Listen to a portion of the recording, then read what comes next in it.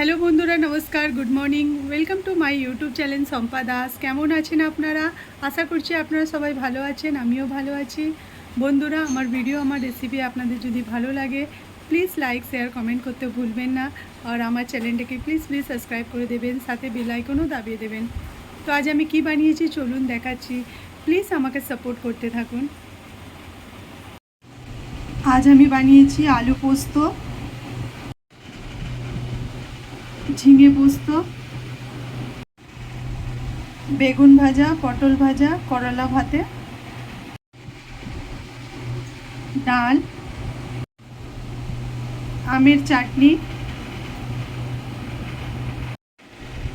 সাথে ভাত, রুটি, পাঁপড়, স্যালাড, এসব তো থাকেই রোজের।